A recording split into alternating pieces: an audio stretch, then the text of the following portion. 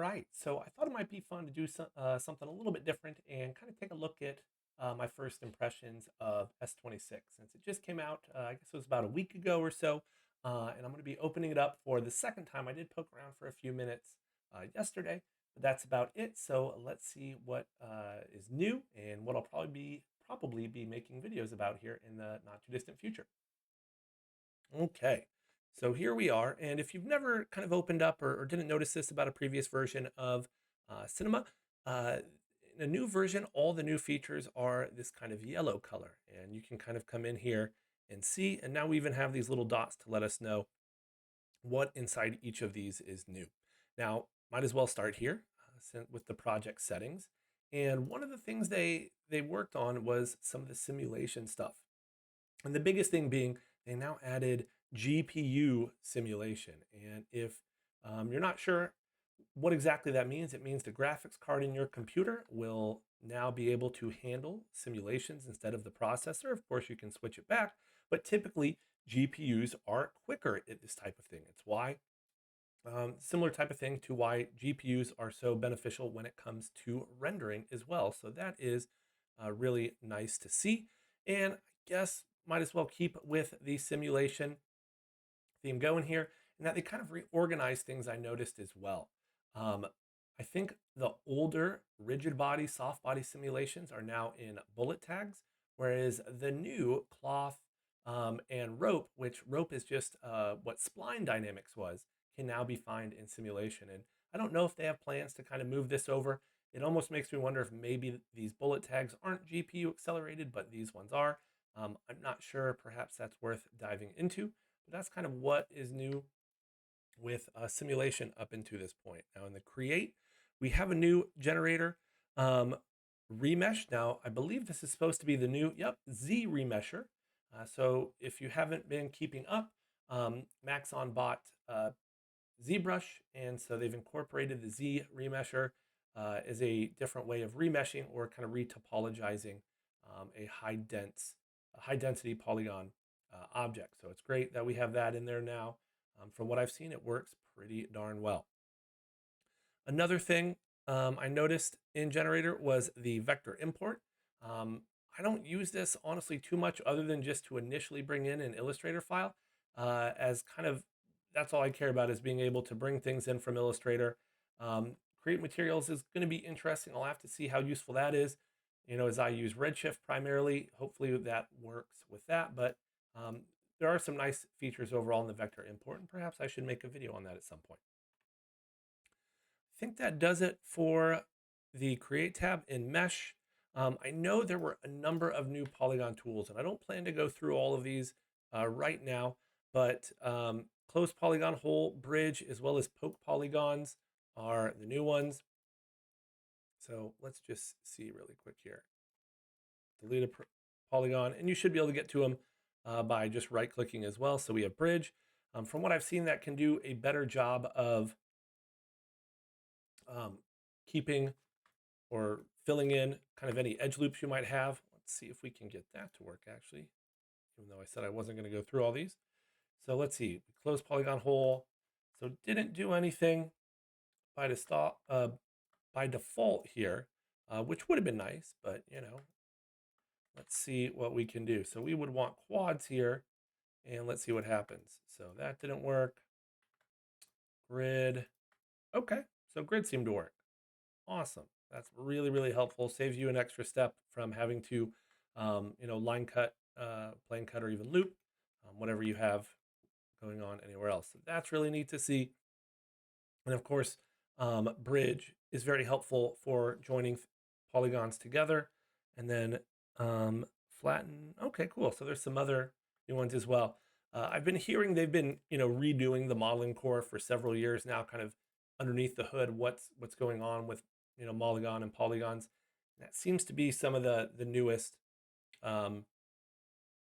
newest tools they've kind of updated and added to take advantage of that. So, all right, awesome. Some other stuff in Move, smooth edges, straighten edges. Okay, cool. Fill circle, I think, is one of the more useful ones as well. Probably have to dive into that at some point. Character, not got to be honest, colorized joints doesn't really do much for me. Talked about a lot of the simulation stuff already. Perhaps the biggest change, though, and the one I'm actually most excited about is actually in the renderer, and that is Redshift now comes built in, and Redshift takes advantage of your CPU. So if you go into your preferences and click on in renderer, find Redshift, you'll see now it used to just list your graphics cards. I just got my 3090 hybrid not too long ago. Got rid of a 1080 Ti, but now you have your CPU device. And what that means is anybody can now use Redshift. Now, from what I've seen in a couple of tests that I haven't done personally, but just have seen the results of, CPU is not the fastest um, out there. So I think they said they still have a lot of optimization to do, but it is uh, essentially the same with the exception of rounded corners not working if you're using a CPU. So if you know what that is, stay away from rounded corners if you're using a standard CPU. And you could also turn on hybrid rendering, which would allow you to use both the CPU and GPU. But once again, if you're using rounded corners, probably want to turn that off.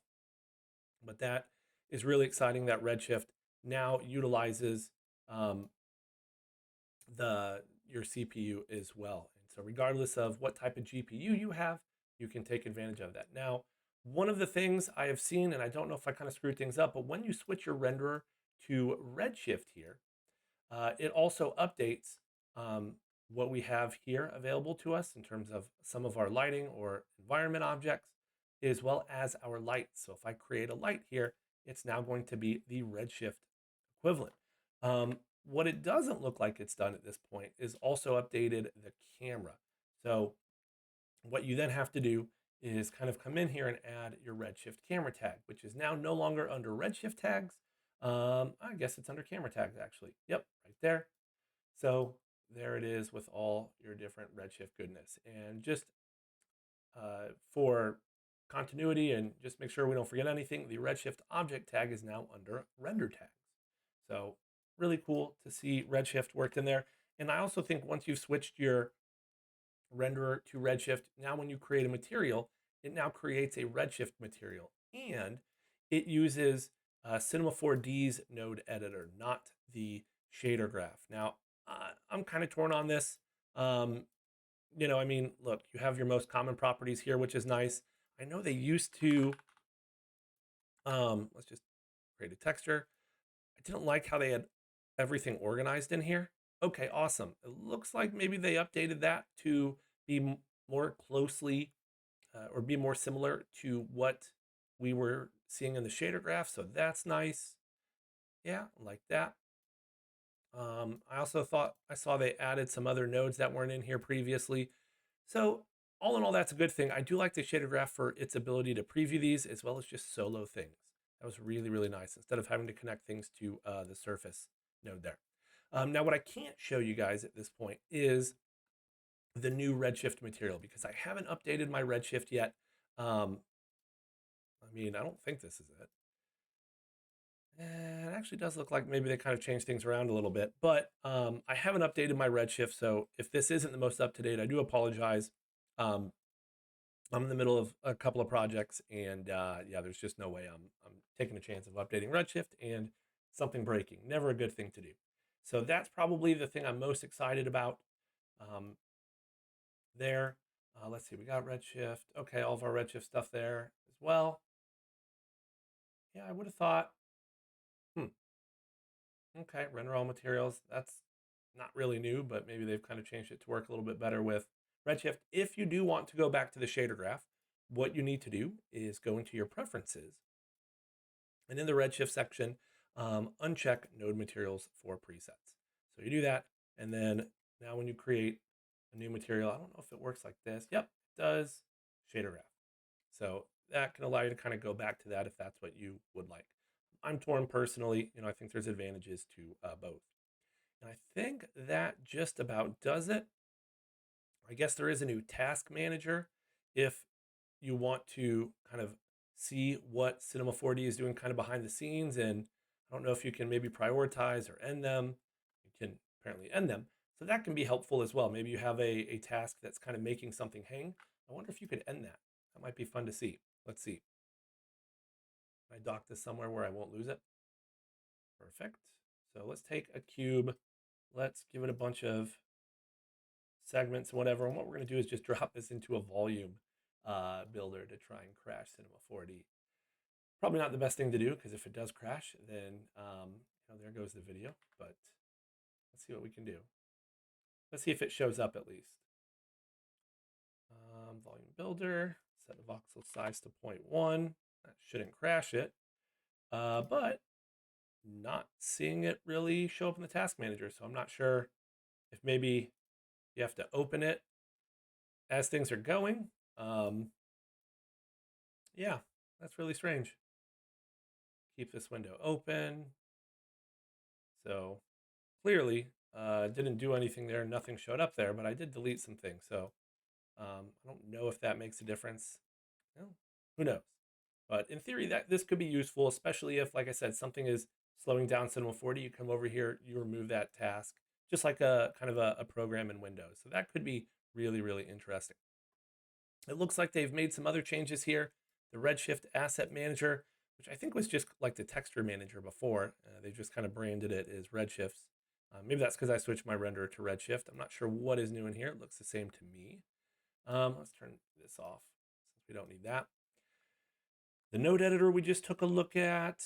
Task manager we did. Redshift render view looks the same. We do have Redshift RT now. Haven't used that a whole lot just because I typically reuse assets, and from what I've read online, they recommend starting to only use this if you're using new projects. So that looked the same. Feedback display. Yeah, no, I mean, that doesn't, not sure what could be new there. So I think, that's really going to do it. I guess there's, some Redshift documentation in here, as well as the ability to download some the latest version. So all good things there. So I hope you enjoyed that video, just kind of my thoughts on S26 overall. Aside from the Redshift stuff, really, I'm a little disappointed. I would have liked to have seen more. It seems, Cinema 4D in recent years, the hasn't really added a lot of new functionality, with maybe fields from when that was added a few versions back. It seems like they're just kind of, in when they are showing you something, it's, hey, we incorporated this existing thing, like Redshift a little bit better, or hey, now ZBrush is incorporated into the Max on One subscription, which is great. Except I don't know ZBrush, and I'm glad the price doesn't go up because I wouldn't pay for it. But that doesn't help me as somebody who uses primarily Cinema 4D. I would love to see some new features that help make my life a little bit easier. And whether that's some improved modeling tools, I think there definitely is some room for improvement there. There's definitely some improvement they could do, you know, in other places as well. I would say materials, but that's a Redshift thing. MoGraph, I would love to see some new effectors. I would love to see some new deformers as well. I think there's plenty of places they could add new features. They could add liquid simulation, a way to create smoke and fire.